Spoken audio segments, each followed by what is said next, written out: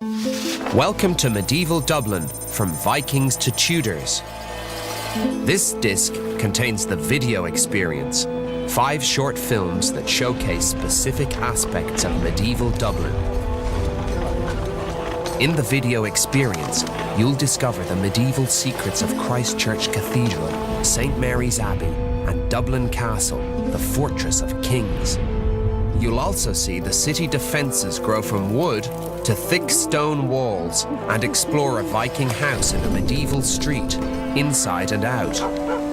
Now it's time to start your historical adventure. Enter the video experience now.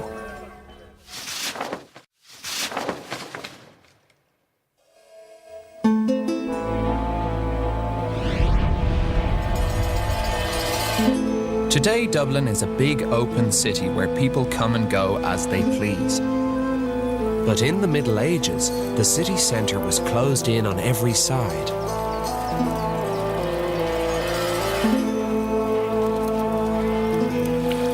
In this section, we'll look at the city walls and imagine how Dublin might have looked all those years ago. You might remember from your history class that Dublin was once a Viking settlement. Over 1,000 years ago, the Vikings came to Dublin and built their homes on a hill overlooking the Liffey. Men, women, children, and their pets all lived in the settlement. To protect themselves from invaders, the Vikings built big banks of earth around the settlement. Then they put a strong wooden fence on top to stop their enemies from getting in. Look at the settlement again. Can you see the banks of earth? As time wore on, the city grew. Around 1100, the Viking fences were replaced with the city's first stone walls. Then, in 1169, an Anglo-Norman army attacked Ireland. The Anglo-Normans were descended from Vikings who had settled in Normandy in northern France and later conquered England. They came to Ireland in 1169 at the invitation of an Irish king called Dermot MacMurrough. In 1170 they captured Dublin and the city expanded even more.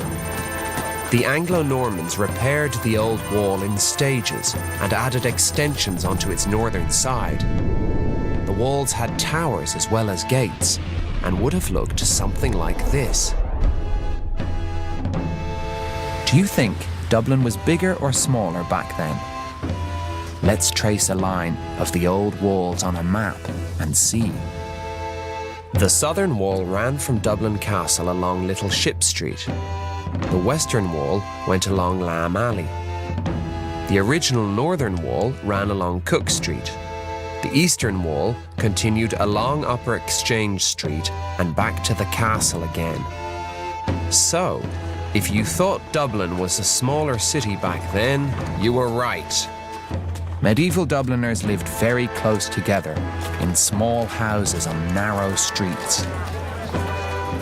Did you know that some of these city walls still survive today? Let's take a look around Dublin and see what we can find. This section of the old wall is in Lamb Alley, in the centre of the city. Can you guess which side of the wall we're looking at? If you said the outside, you were right. Remember, the city was very small.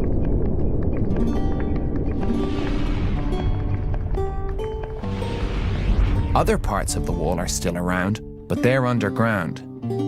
Like this example, down by the Liffey, under Dublin City Council's civic offices on Wood Quay. If we travel back in time from here, you can see just how much Dublin has changed since medieval times.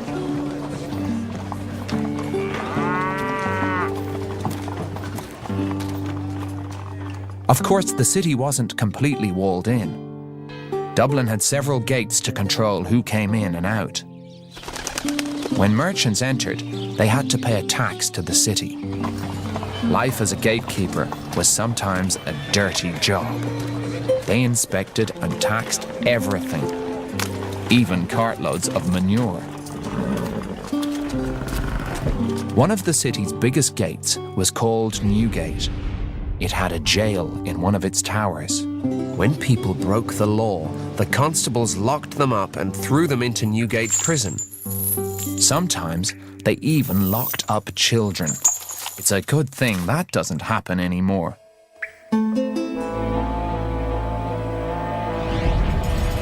One of the city gates at St. Audien's Arch on Cook Street still exists today.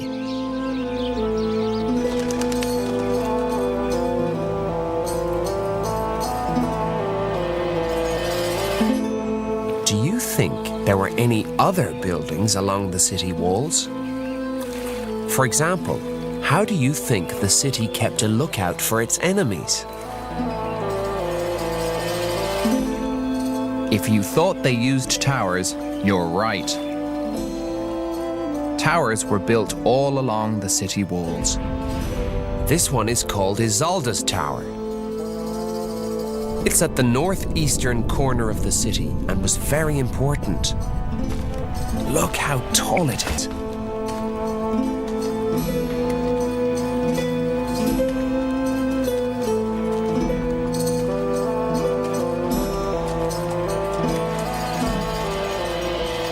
From the top, soldiers could see across the River Liffey and spot enemies far away.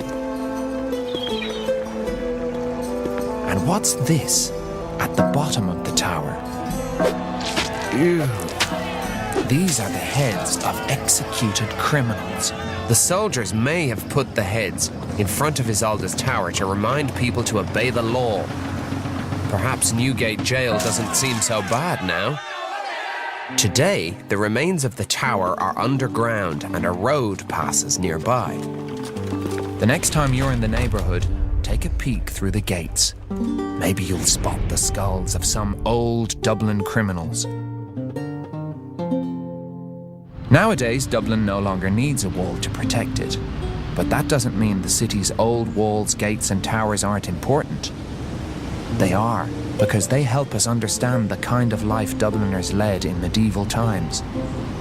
The next time you're exploring the city, imagine the cries of merchants echoing under the city gates, or the splattered blood from severed heads on Isolde's Tower. And imagine how Dublin might have looked all those years ago.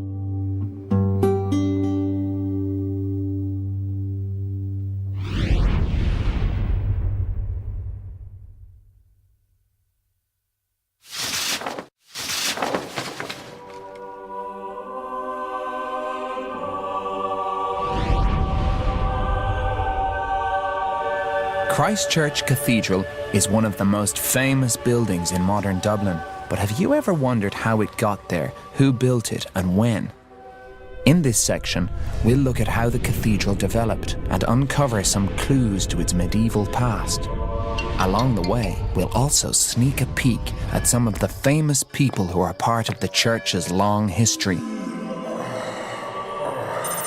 Let's begin by travelling back to the early 1030s, when Dunaun, the first bishop of Viking Dublin, founded the church with the king Sitric Silkenbeard. We don't know anything about this first building. It may have been built from wood and stone, or just from wood, like this Viking house. Unfortunately, none of this first church survived. But in the 1180s, the Christ Church we know today started to take shape. At that time, a man named John Cummin, who was the first Anglo-Norman archbishop, built a stone church in a style called Romanesque. Romanesque churches and cathedrals have big round stone arches, which were in fashion at the time. There's a clue to John Cummin's old church in the Christ Church we know today. Can you spot it?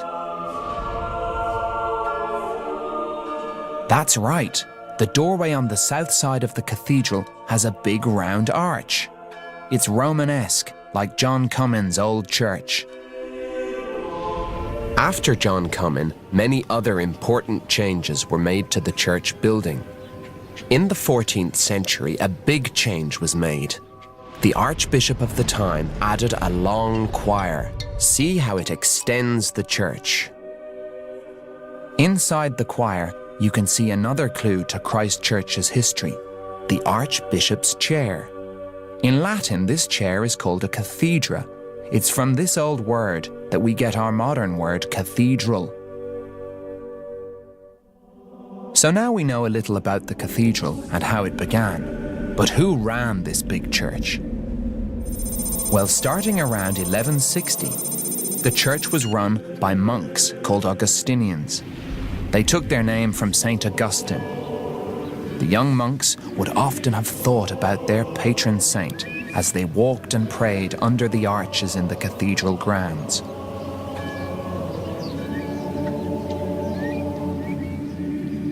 So why do you think people came to the cathedral? Well, of course they came to pray, just like they do today. But they also came to meet each other.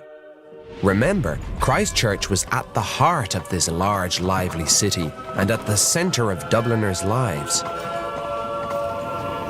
Another reason people came to the church was to touch its famous relics. A relic is a holy object, like something that belonged to a saint.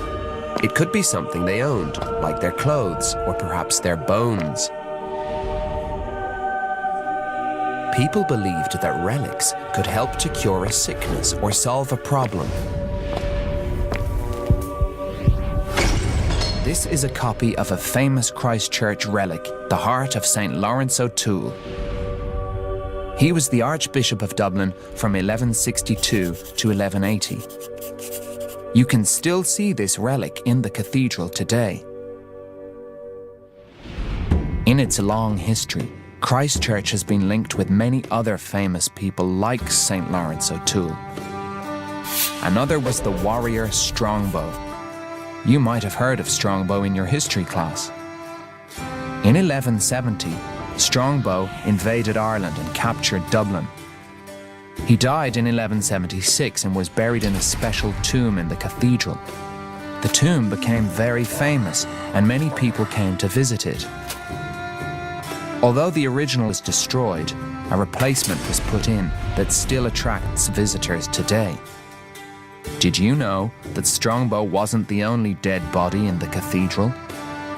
Lots more were underground, in the crypt. The crypt was a type of cellar where people were buried.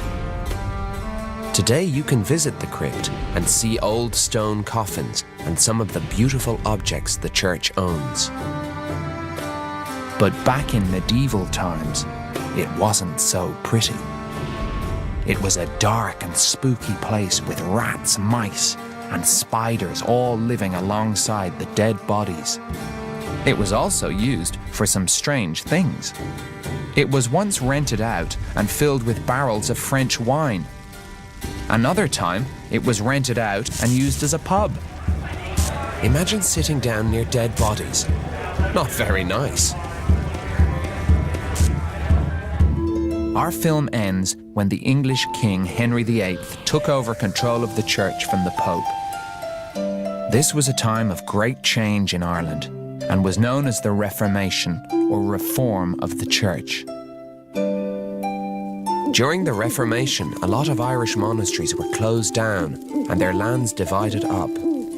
Luckily, Christchurch Cathedral survived, although in 1538, many of its holy relics were taken from the cathedral and burnt in Skinner's Row. After the Reformation, more work was done on the cathedral building. In the 1870s, a man called Henry Rowe gave a lot of money and the building was restored and lots of repairs were made. But even with all the changes, Christchurch still holds many clues to its medieval past. The next time you visit, watch out for the cathedral chair, the Romanesque arch, and St. Lawrence O'Toole's heart. Or look at the stone coffins and visit Strongbow's tomb. But don't get too close. You might wake up some very old ghosts.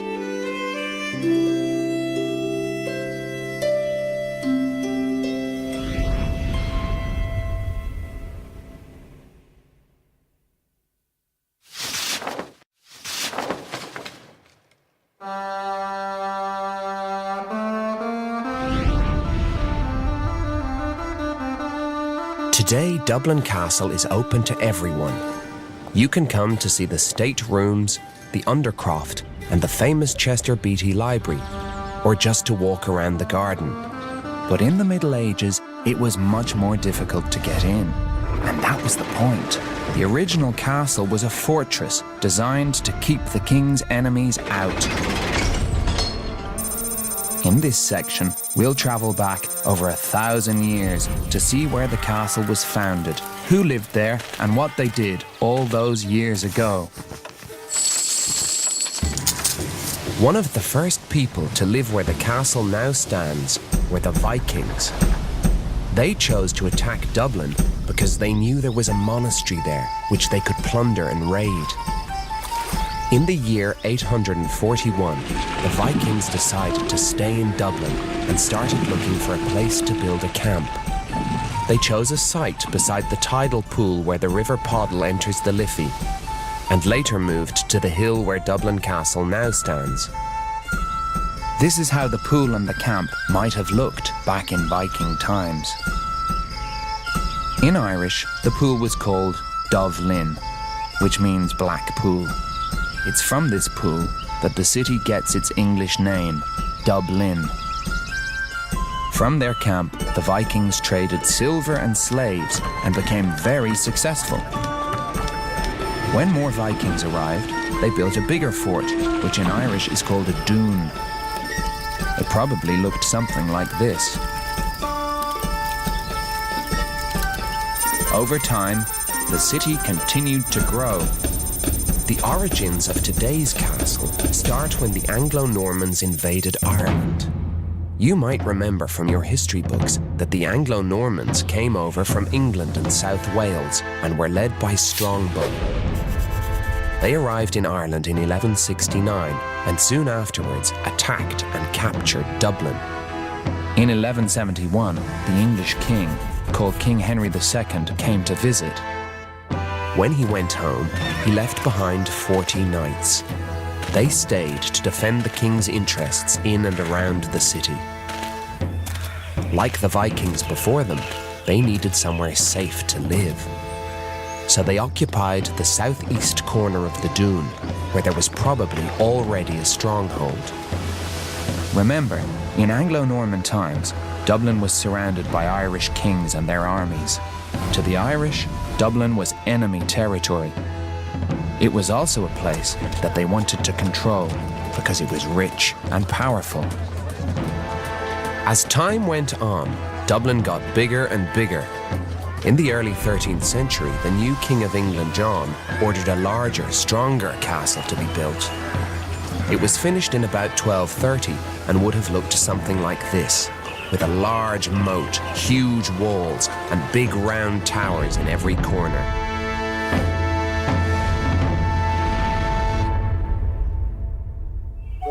The entrance even had a drawbridge and a portcullis, which is a strong metal gate. This helped the English control who came in and out of the castle. Who do you think lived in such an important place? The answer is a man called the Justiciar.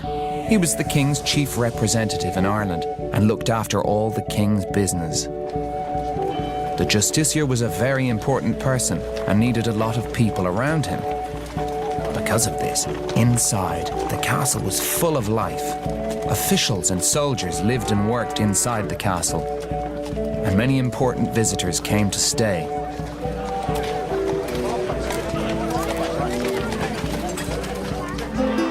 Occasionally, the castle was used for punishments too. People were put in dungeons for committing crimes, or sometimes they were even hanged.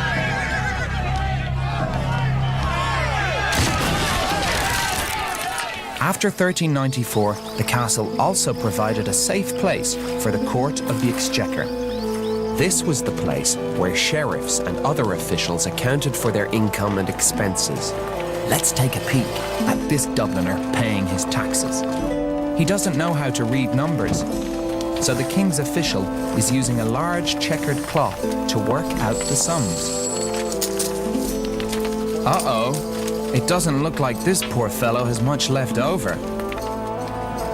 Of course, the castle not only kept people out, it also kept people in.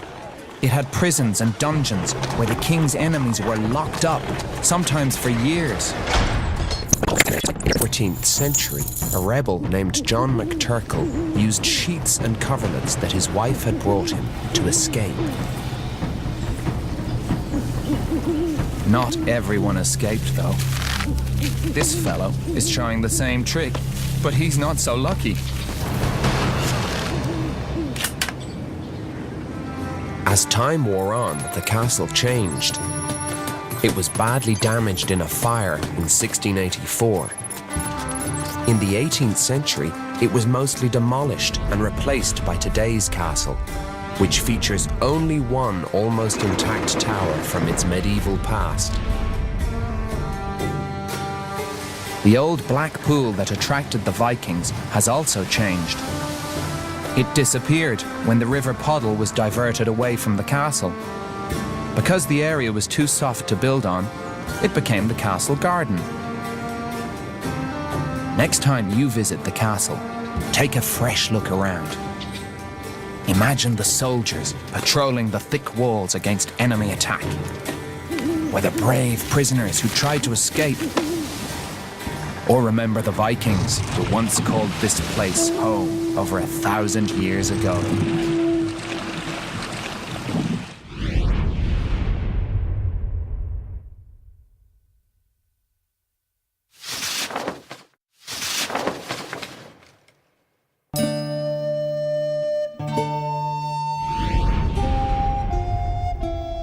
Today, Dublin is full of modern houses and wide, bright streets.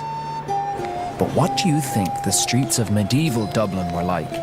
Were they wide and bright, with litter bins, pooper scoopers, and pets on leashes? And what did people do? Did they drink and chat? Did they go shopping? In this section, we'll take a look at the houses and streets of medieval Dublin. Let's start with a Viking house. By 1100, there were about 900 houses in Dublin. They were built using wooden supports, thatched roofs, and post and wattle walls. Inside was one large room where the whole family lived. Children didn't have bedrooms, for example. They slept on benches either side of the fire, right beside their parents. To cook and to heat their homes, the Vikings lit fires. There were no chimneys. Instead, the smoke went out through a hole in the roof. It didn't always work, though, and inside would have been smoky and smelly, and dark too. There were no windows in those days because they'd let out the heat. Maybe you're starting to see why people liked to spend time outside. Inside a Viking house wasn't much fun. As time wore on, Dublin houses changed. Let's move forward to the late 15th century. Now, although the city is just as crowded, the houses have a different design. Let's have a look at how these houses differ from the earlier Viking ones. This rich merchant's house is on Skinner's Row, near Christchurch Cathedral. It's from late medieval times. On the ground floor, there's a shop at the front and a hall and kitchen behind. The first floor is where the merchant works and where his family lives. He sleeps on the second floor with his family, and the servants' quarters are in the roof space. What do you think of this house? Would you like to live there? Before you answer, let's learn a little more.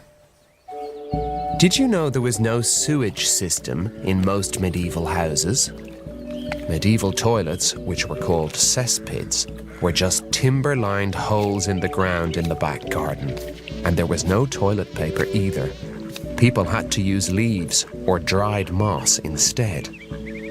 Gardens were also used for rubbish and for rearing animals, or sometimes for growing herbs, fruit. But despite this, Dubliners bought most of their food at the market. You couldn't get a pizza delivered back in those days. Do you know what else was kept in the gardens? Here's a clue. There were no modern banks in medieval times. The answer is money. It's thought that wealthy merchants sometimes buried their money and other valuables in boxes in the back garden. What people didn't grow, they bought at a market, and some streets today still hint at their medieval past. For example, fishermen came to Fishamble Street to sell their catch, and Wine Tavern Street was full of pubs called taverns selling French or Spanish wine. On Cook Street, bakers sold bread, pies and pastries made from grain grown in the countryside. But let's return to Skinner's Row, where things are dirtier and smellier than ever. Remember, many medieval streets didn't have paving stones. It was just the ground, and so they got very muddy when it rained. Also, there was no bin collection in medieval times, and people would simply throw their rubbish out of the window onto the street. The streets were dark too. See how each floor of the houses are built out over the one below, making the narrow street quite gloomy. Medieval streets were full of pigs, dogs and rats. These animals were useful because they ate organic waste, like old vegetables and bones, but they also carried lots of disease. In 1489, King Henry VII ordered the removal of pigs and dung heaps to prevent disease from spreading, and the police of the time, called city constables, were employed to keep dung off the streets. But with all the activity, keeping the city clean was nearly impossible. Butchers and fishmongers were supposed to clean their stalls every day, for example, but many didn't bother.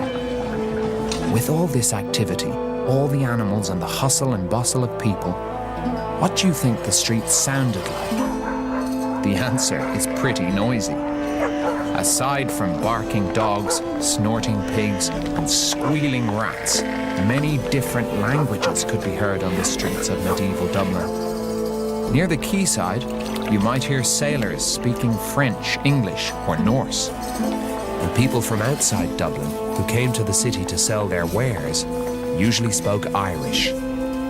So you can see that the streets of medieval Dublin were very different from our own.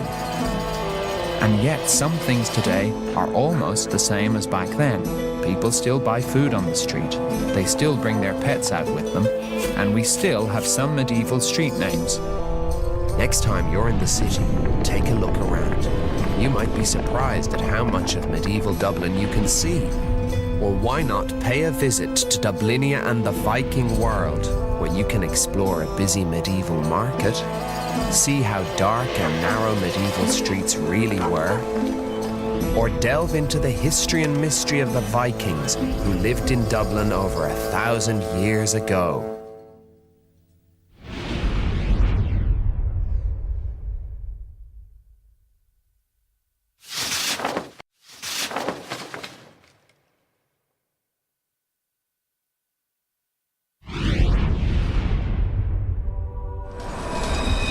Looking at Dublin today, you'd never know that there was once a monastery surrounded partly by farmland right in the centre of the modern city.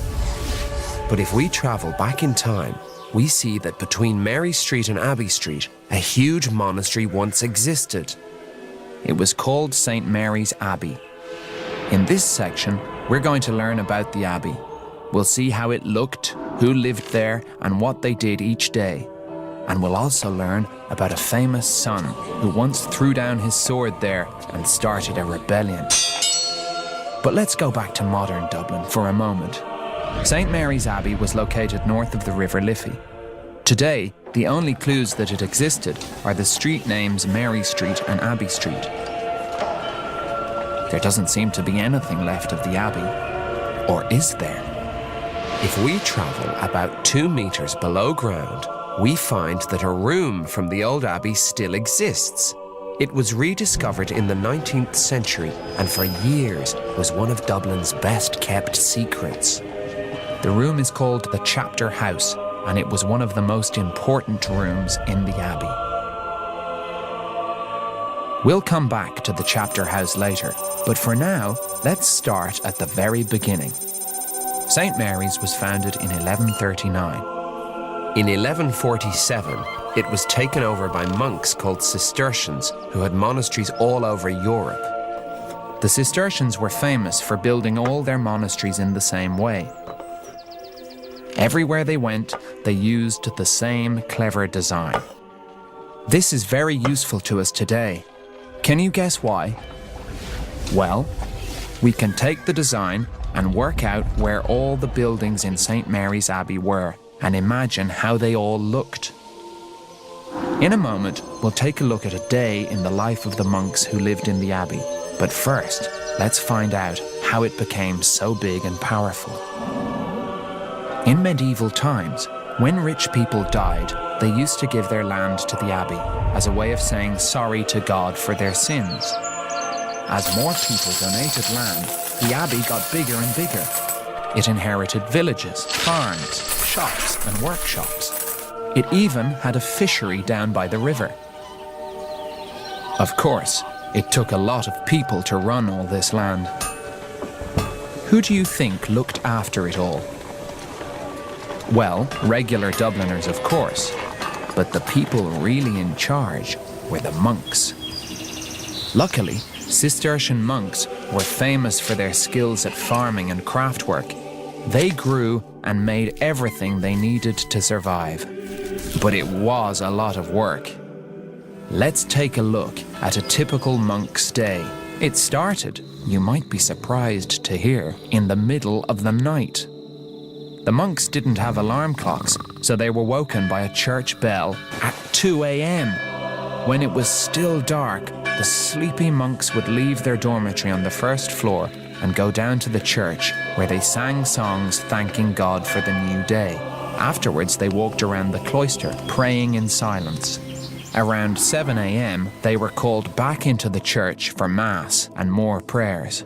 Then they went to the chapter house, where they listened to the head of the abbey read a chapter of the Rule of St. Benedict.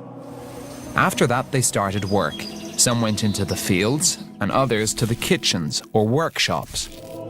All the monks stopped to pray about 5 times during their day. At around 1 p.m., they stopped work and had dinner in silence. Then, if it was summertime, they went back to work. If it was winter, they passed time reading quietly. There were more prayers around 4 p.m., and then they returned to the church for a service called Compline. After that, they went to bed again. In the winter, that was as early as 6:30 p.m.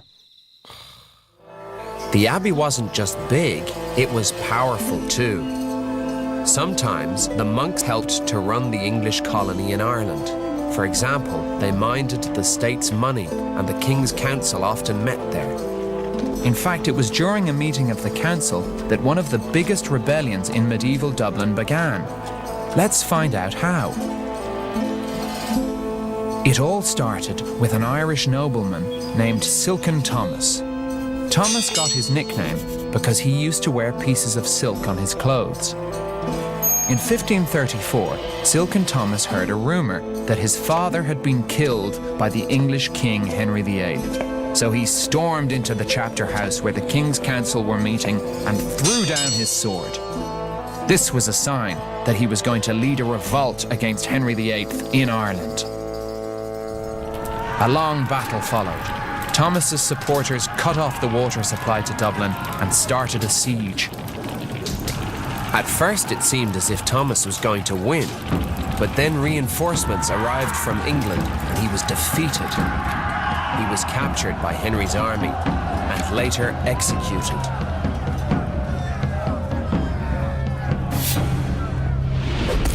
Around the same time, the abbey's existence came to an end. Henry VIII made himself head of the Catholic Church and started to close down all the monasteries in Ireland. This began a new period in history, known as the Reformation. In 1539, the unfortunate monks of the abbey were forced to surrender all their buildings and wealth to the crown. Henry divided up the land and the abbey was closed. Most of the buildings stayed intact until the late 17th century, when stone from the abbey was taken away to build other buildings and bridges. But even as its buildings disappeared, stories of St. Mary's lived on. Today you can visit the famous chapter house for yourself in Dublin. and imagine how the rest of the big monastery looked. Take a seat and remember the sleepy monks who used to listen to readings here in the middle of the night. Or picture Silken Thomas throwing his mighty sword down and starting a rebellion nearly 500 years ago.